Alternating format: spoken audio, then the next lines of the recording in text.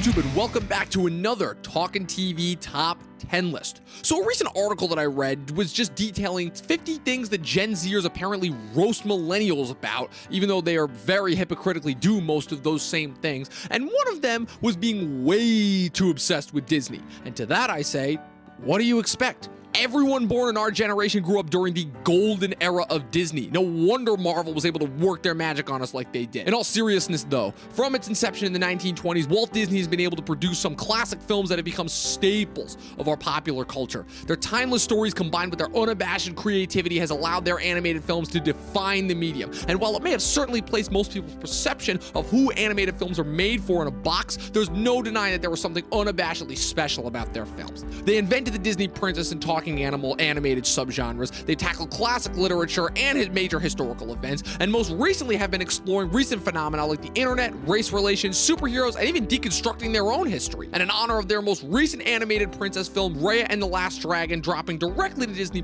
I'm continuing from where I left off from my Pixar Top 10 and tackling my top 10 favorite original Disney animated films. And just to be clear, yes, everyone loves Disney and every one of their movies are objectively good, Home on the Range and Chicken Little notwithstanding, but these are the films that I feel truly exemplify the animation studio at its best. And just to preface, these are exclusively Disney original animated films that were released in theaters. So any films made by Pixar or any of Disney's various sub-animation studios do not qualify, nor do any of their direct-to-DVD releases. So, without further ado, here are my top 10 favorite Disney animated films.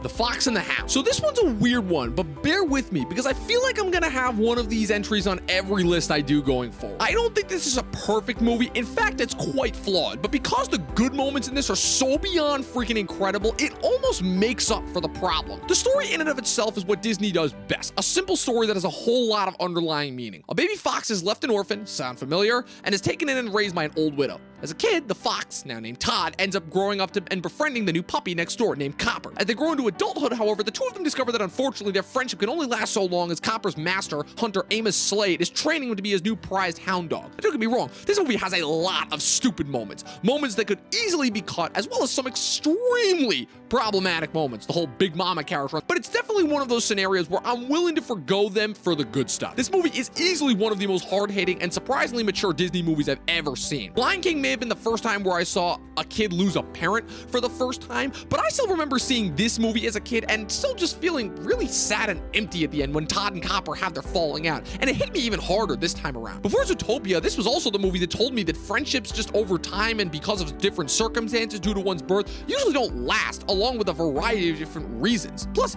it's probably the only Disney movie that I've ever seen that it just doesn't leave me feeling good at the end. Because even though the two of them have reformed and the story has come to its natural conclusion, Todd is still off living in the woods by himself, unable to see Copper. I also think it's one of the more underrated movies when it comes to voiceover performances, because even though they don't come in until the second half, Mickey Rooney and Kurt Russell's performances respectively as the Fox and the Hound are fucking awesome. They inject just that right amount of masculinity with that underlying hint of humanity in order to make these characters really special and really makes you buy into their friendship. It's one of those stories that hedges a bit more so towards reality than most kids fare, and I think that's one of the many reasons why I both love this movie and I love the stories that Disney makes.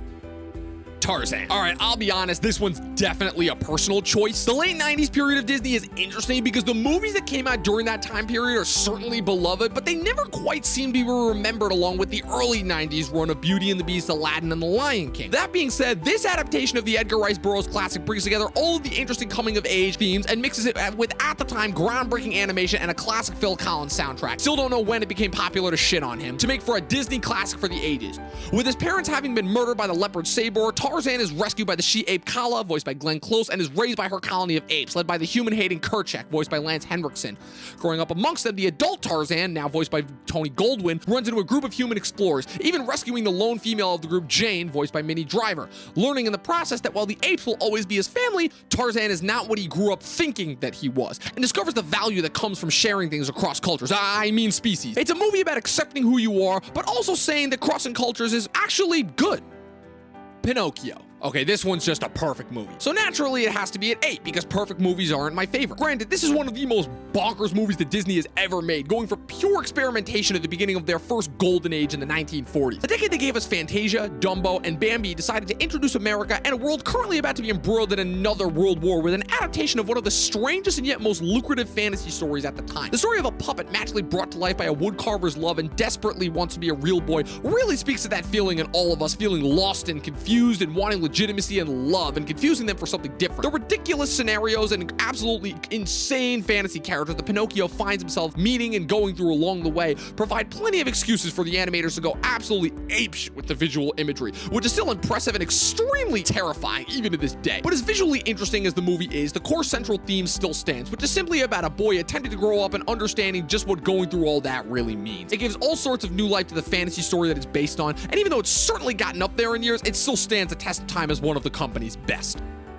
Atlantis, the Lost Empire. Another weird one. To me, part of the magic of Disney is always how much of an adventure it can take me on, whether metaphysical, physical, or simply just spiritual and in the mind. This, after a long decade of fun, takes on romance and royalty stories, seem to be getting onto that path, attempting to rival all the new big-budget adventure movies that were popping up with ventures into science fiction and fantasy storytelling at the time. But even still, the amount of stuff this movie fits in is insane. Michael J. Fox voices Milo James Thatcher, a cartographer who believes he's found a map to the lost city of Atlantis and gets the attention of a reclusive billionaire who wants to fund a mission to look for the city. They manage to locate it and even start to get to know the natives and learn the secret of the city. But of course, it's all a ploy as the leader of the mercenary team, Rourke, voiced by the late great James Garner, wants to capture the heart of Atlantis in the form of a giant crystal and sell it. My reasons for enjoying this movie are rather the opposite than most, because people don't tend to think of cult hits when it comes to Disney. But in the early 2000s, at the height of Pixar and DreamWorks, there were a lot of hidden gems from this company that fell below the surface. And I mean, look at this movie. It's completely visually stunning, and I'm pretty sure this is the first major mainstream movie besides Aquaman to really take a look at Atlantis and its lore as a culture, which is something I really haven't ever seen before. And the thing that saves this movie from the white savior tropes that Disney has fallen into before is that it's a story about exploration, which are also stories that I love. It's the ultimate paradox. It's a movie about boldly exploring for new things in a movie that was supposed to be the launching point for Disney moving forward, and it ended up kind of almost being the last of its kind before Disney bought Pixar and ventured into more CG animated storytelling, which makes it one of those rare hidden gems that I love so much. Hercules. It really sucks that Disney's misappropriation of every form of storytelling ever has led to some extremely powerful stories being popularized in animated form, and also so much so that it's practically impossible to remember the original story, and this is one of them. And while this is one of those movies that may not have necessarily improved on the source material with which it is based, it's still an extremely entertaining movie. This time, Disney ripped directly from Greek mythology, effectively turning one of their many famous stories about one of the more complicated Greek heroes into kind of a doofus. It's definitely another coming-of-age movie akin to Aladdin and Tarzan, but it so works. Hercules is put through possibly the most traumatic incident one could go through before he's even able to register full words. After an attempt by his evil uncle Hades to kill him, the son of the king god Zeus finds himself stuck on Earth and mortal. However, he grows up possessing super strength, which causes him to wreak havoc on a small village and kind of labeling him as an outsider and a troublemaker. His journey then takes him to the spot where we all start to realize the national treasure that is Danny DeVito in his voiceover performance as Philoctetes, or Phil, the satyr. The movie boasts another stellar voice cast as well, with Tate Donovan lending his voice in a Lion King-esque movie replacing Josh Keaton halfway through the movie, as well as Susan Egan as Megara, Rip Torn as Zeus, Hal Holbrook as Amphitrite, Bobcat Goldthwait as Pain, and the greatest performance ever by any actor as a Disney character, James Woods as Hades. This movie has just such an upbeat charm to it, taking on almost like a Motown feel towards the middle and blending it seamlessly with the epic Greek backdrop of Hercules fighting monsters, attempting to get girls, fighting off the paparazzi, and regaining his immortality along the way so he can get back to Mount Olympus. It's very similar to Aladdin in as far as how it applies kind of like that Vegas sense of pop and flash to a traditional epic story, but it more than works out here, and it makes for one of the more entertaining Disney stories. Aladdin. Okay, so I lied a little bit when it came to the whole me not caring about Disney princesses. Of course I grew up watching all of them, sue me. But the problem with those movies was that they all kind of blended together because they're all the exact same story, just with different characters with different gimmicks. Except for this one. Instead, we had a classic Prince and the Pauper scenario, a street rat who wants nothing but to be taken seriously, thrown together with a princess who has everything but has never left the palace she grew up in and is now about to inherit the throne from her father, but of course, has no interest in it and just just wants to see the real world. Throw in a classic right-hand man who wants to seize the throne for himself because he thinks he'd do a better job and feels like he's been passed over, and you have a Disney classic for the ages. The early 90s Disney Renaissance has been talked to death, but it shows when this film was not only as critically received as it was, but also one of the highest grossing films of 1992, clearing $504 million on a $28 million budget. And of course, the other piece of this magic puzzle, 10,000 years will give you such a crick in the neck. The irony of this situation is that Williams signed with Disney on the condition that they didn't use him to promote the movie, which of course they did. He's Robin friggin' Williams, one of the biggest stars of the 90s. There's no way they weren't gonna do that. But like he does to everything else that he appears in, Williams injects this movie with so much unbridled energy and charm and charisma and fun that you have no choice but to pay attention. It's poppy, it's flashy, it's entertaining, the songs are still memorable, and the story and themes are as relatable as ever, so much so that it once again gave birth to another crappy live-action remake. But all joking aside, this is still one of the classics and easily one of the most fun movies to watch from them. Zootopia. So Disney, the studio responsible for the Black Crows, What Does the Red Man Say, and Zippity Doo Dah, is finally making a movie about the horrific realities of racism within social class. My story of how I saw this movie is one of my favorites, considering that I didn't actually get to see this movie in a theater. It's one of the few that I actually missed for being sold out. Remember those days? But I knew this was going to be an important one. Not even just a good one, an important one. And I was able to see it shortly thereafter. And I have to say, after a couple of very disappointing movies from Pixar, it was nice to see that Disney still knew how to write a good movie. And that shows because the last couple of Disney movies released before this were really starting to show the raising of the bar with Disney's acquisition of Pixar and how that reflected on the stories they were telling and just the writing that went into it. The story is thus: in a world inhabited entirely by animals, a rabbit named Judy Hopps, voiced by Jennifer Goodwin, who grew up on a farm, desperately wants to move to the big city of Zootopia in order to become a cop and make a difference. And in this world, despite having overcome adversity decades ago, there is still some latent underlying prejudice amongst predators and herbivores. This comes to a head, of course, when Judy, on her first case, discovers that something is causing the predators in the city exclusively to go nuts and start attacking the other animals, which forces her to team up with con artist fox Nick Wilde, voiced by Jason Bateman, in the process. Even though it is very obvious with its message, this movie is smart as hell, and the intentional, unintentional puns and scenarios that the characters are put into as a result purely of social circumstances both hilarious and scarily accurate. And the breakdown and translations into predators and prey is a perfect way to summarize that type of divide to a child, with plenty of funny animal jokes and puns to keep them entertained along the way. It may seem half-baked or too obvious for its own good, but as far as finding the perfect translation method for today's current social issues to children, then look no further. It's a more recent entry, but it's one that I think truly exemplifies both where the company has been in its past, but also the bright new directions it could go in its future. And for that reason alone, it makes this list. Lilo and Stitch. A recent rewatch reminded me just how delightful this little movie was. In the infamous afterglow that followed their 90s renaissance, the early 2000s period for Disney saw a bit of experimentation in the forms of some fully CG animated films in addition to their more traditional animated fare. This movie fell into the latter category as one of the last couple of movies that Disney put out before they fully bought Pixar and incorporated that writing staff into them. But this movie has developed a second life of sorts in the last couple of years, and it's honestly amazing the amount of very deep, extremely heartbreaking and mature subject matter they're able to pull off. An alien crash landing on Earth and being taken in by a little girl from a broken family who mistakes it as a dog, and their bond that they form throughout the course of the movie certainly sounds familiar, but leave it to Disney to take yet another familiar story and turn it into one of their most endearing ones. It's another one of those movies that seems extremely silly with all sorts of animated hijinks, chases, explosions, misunderstandings, etc. But at the end of the day, Experiment 626, aka Stitch, learns to finally accept his new home and that there are people who actually care about him, while Lilo finally learns to accept the family that she's got and learns to move on from the family that she's lost. It most certainly is pulling from other slightly more famous movies, but it still provides for one of Disney's best and most impactful, in addition to having some very clever, fun sci-fi references. Bambi. All right, I don't have a snappy one-liner for this one's opening, so the only thing I'll say is that sometimes a simple child losing his mother makes for the perfect story. No, but seriously, if there's one thing that Disney mastered early on, it's the ability to tell a generational story. This isn't one of those movies that has a ridiculously overblown plot or a giant musical number or a big sci-fi adventure thing or really an all-out-there concept with wacky, insane characters. It's just simple, and simple stories are always the best. Young Bambi is born in the forest, wants to have fun with life as a child, and discovers the hard way that life, especially in the wild, comes with a lot of prices and a lot of changes, especially when he doesn't realize that he's set to inherit the forest from his father, the Prince of the Forest. It amazes me how you could show this film to anyone from any walk of life and they would understand the lessons from the story of this movie.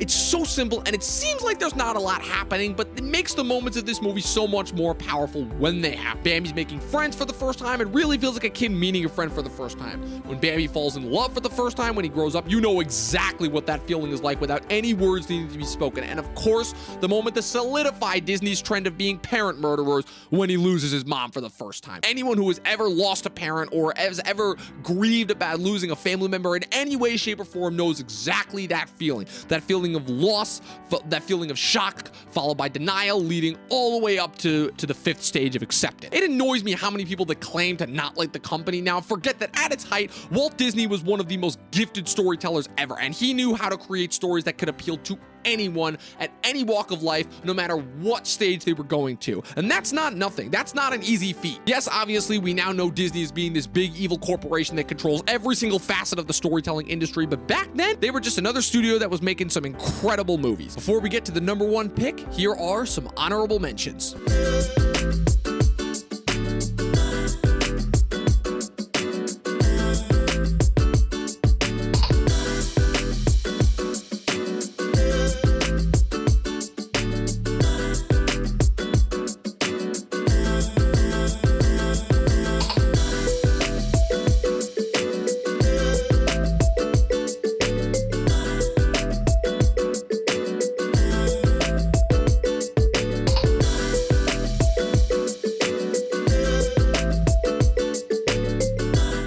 The Lion King. I mean, for this being the movie that officially made me fall in love with animated talking animals as a child, that deserves praise, on top of being the best animated movie that Disney's ever made. Yeah, they really struck gold here. With the right creators, the right mix of animated goofiness and dark Shakespearean drama, some groundbreaking visuals, and one of the best damn soundtracks and scores, for that matter, of any movie ever at the time. It came out in summer of '94, which was already proven to be one of the best movie years ever, and that's before we even get into the massive legacy that it's garnered since. The characters, settings, songs, themes, visual imagery, filmmaking techniques, and so much more have become so ingrained in our pop culture, it's even leaked into other facets of the industry like Broadway shows and animated television shows. Put it this way, you don't even need to hear anything, you just need to see the opening shot and you instinctively do the